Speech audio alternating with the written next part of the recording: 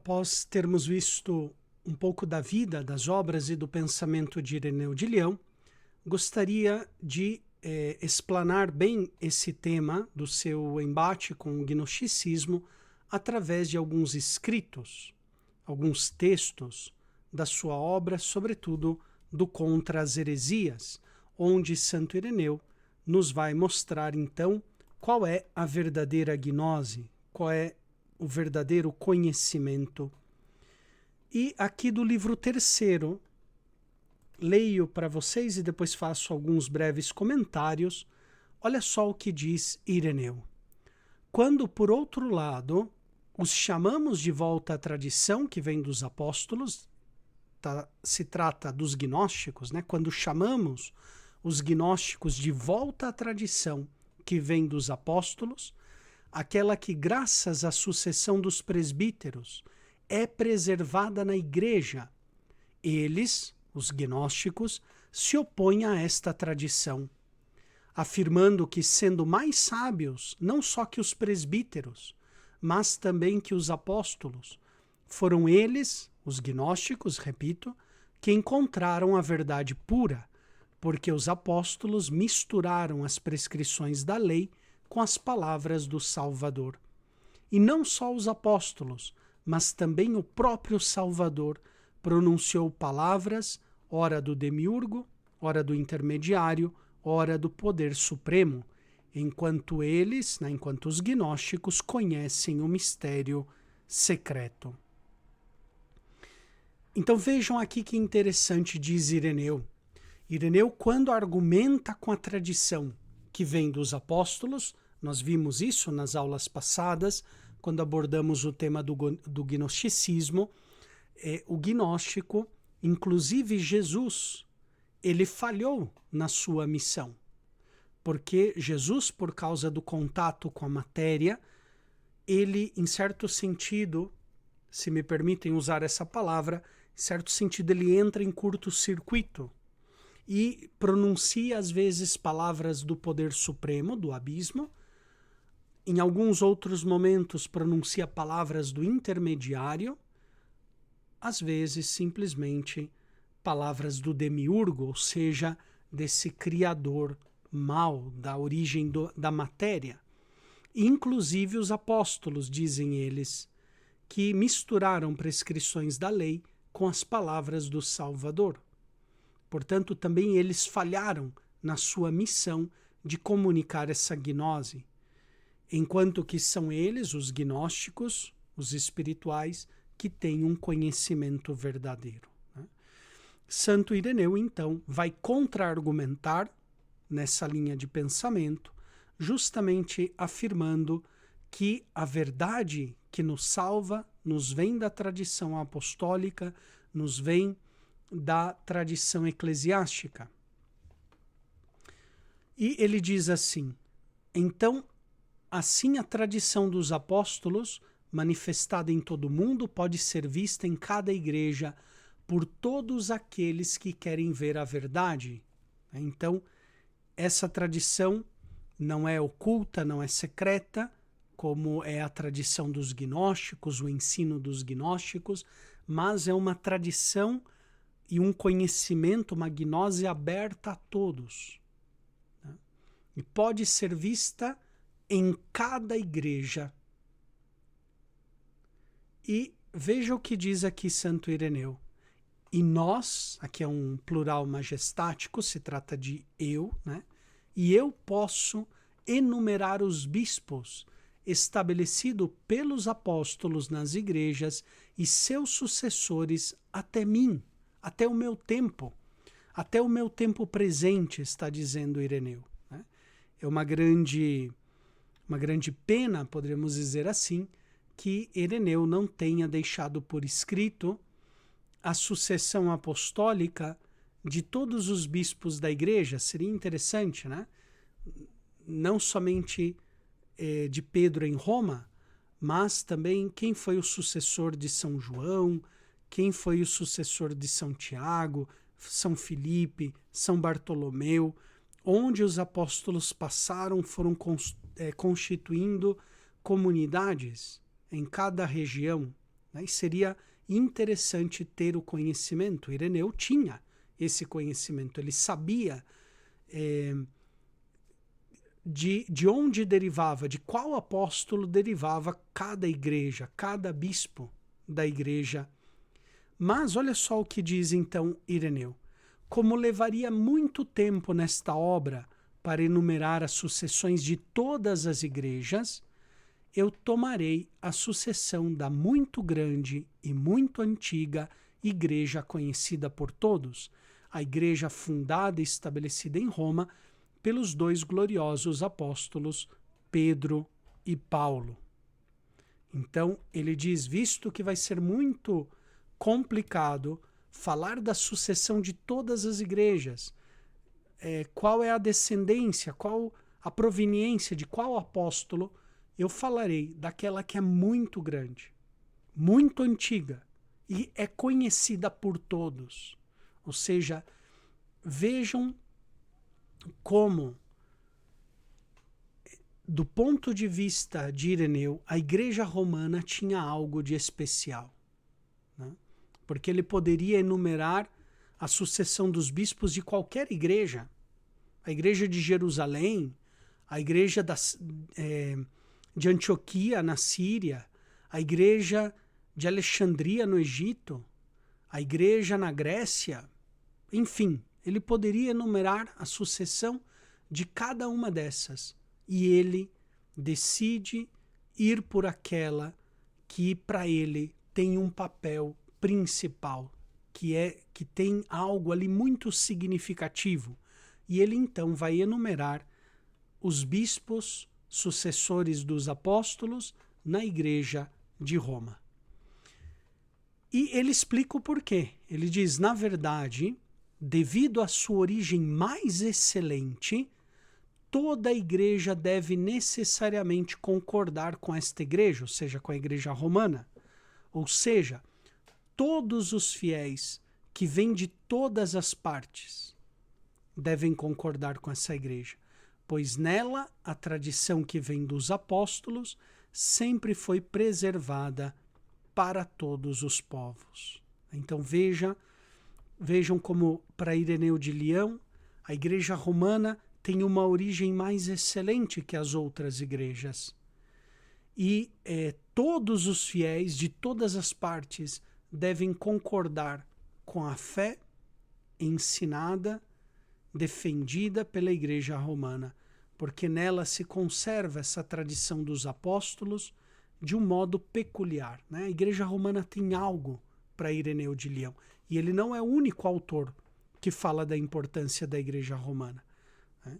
O próprio Tertuliano dirá, algumas décadas depois da importância da igreja romana, já desde os primórdios da época dos apóstolos, por exemplo, a carta de São Clemente Romano é um exemplo aí da solicitude do bispo de Roma por todas as igrejas, né?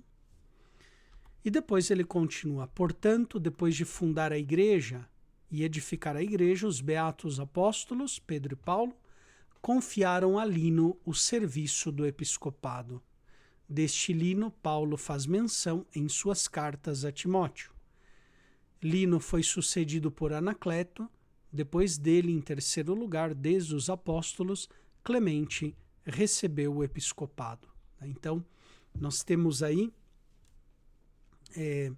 os três primeiros sucessores do apóstolo Pedro e Paulo em Roma. Lino, Cleto, né? Alguns textos trazem Anacleto, mas a maioria dos historiadores dizem que Cleto e Anacleto são as mesmas pessoas. E depois Clemente Romano, São Clemente Romano, que escreveu essa carta à comunidade de Corinto, intervindo na comunidade de Corinto por causa de uma revolta que aconteceu ali, e alguns exaltados destituíram a hierarquia da igreja.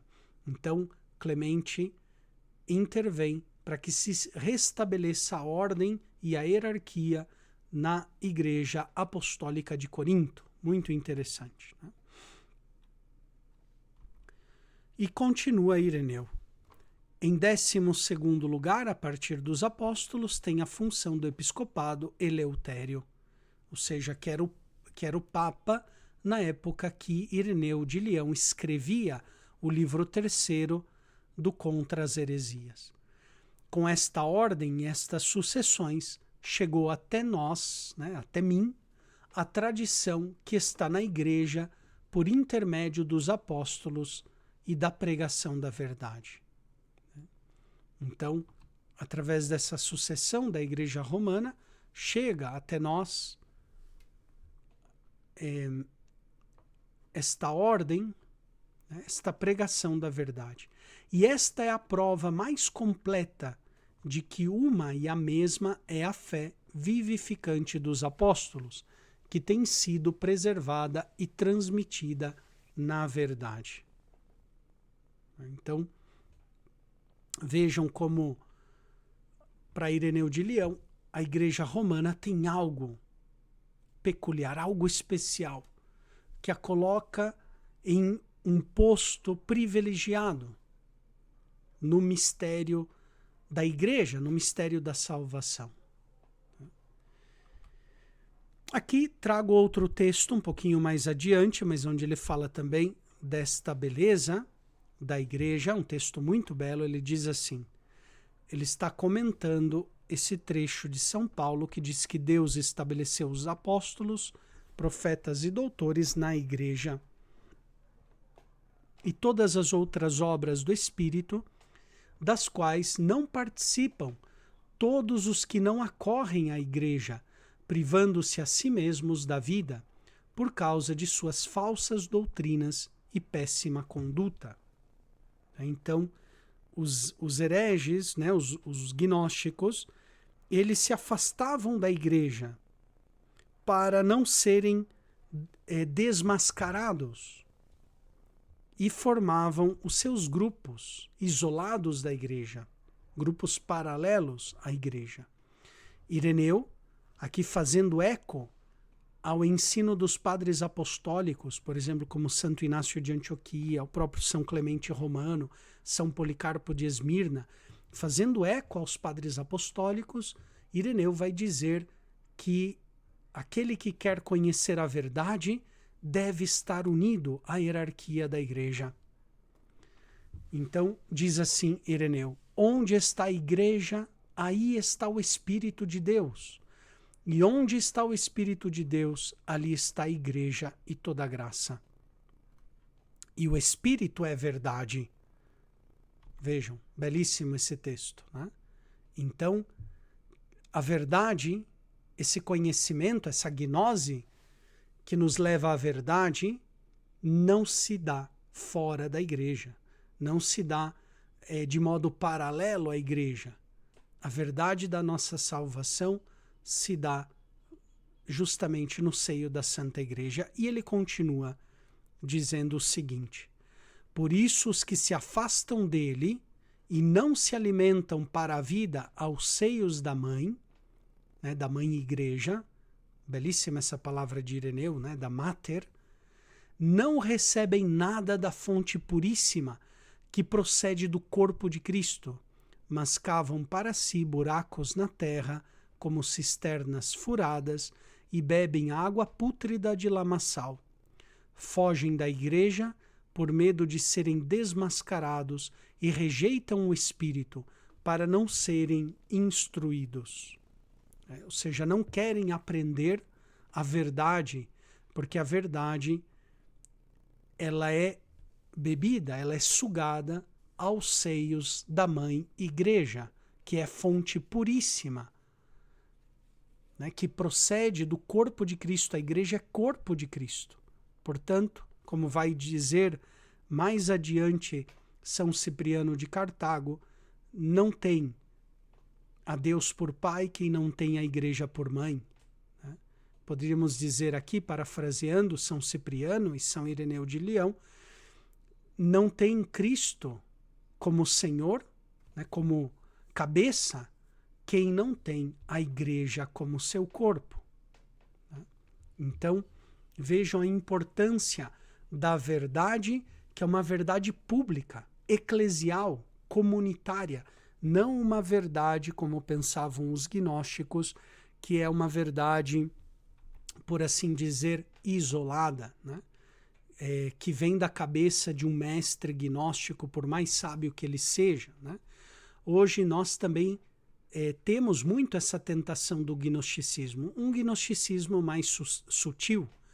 E hoje, com a internet, onde cada um, né, pode ensinar, pode transmitir os seus conhecimentos, também a nossa fé católica, às vezes, corre o risco de cair numa espécie de gnosticismo católico, né, onde tem vários gurus, vários mestres aí da internet, mas que nos separam da igreja concreta, da paróquia, né? Porque, olha só, toda a vida cristã, ela se desenvolve na paróquia. É lá onde nós somos catequizados, é na paróquia onde nós somos alimentados pela Eucaristia, onde nós recebemos o batismo, onde nós praticamos a nossa fé, onde damos a Deus o que lhe é devido, ou seja, o verdadeiro culto espiritual é através da Santa Missa. Enfim, toda a nossa vida cristã se joga ali na paróquia, na igreja, né? Então, é importante, sim, a internet, os meios de comunicação, as redes sociais, tudo isso nos colocou em contato com muita informação, com a grande riqueza da nossa fé católica. Mas de nada adianta, né, ser um grande defensor da ortodoxia na internet e depois eu sou totalmente alheio à minha vida paroquial, não frequento os mandamentos, não ajudo na minha paróquia, não vou à missa aos domingos, né?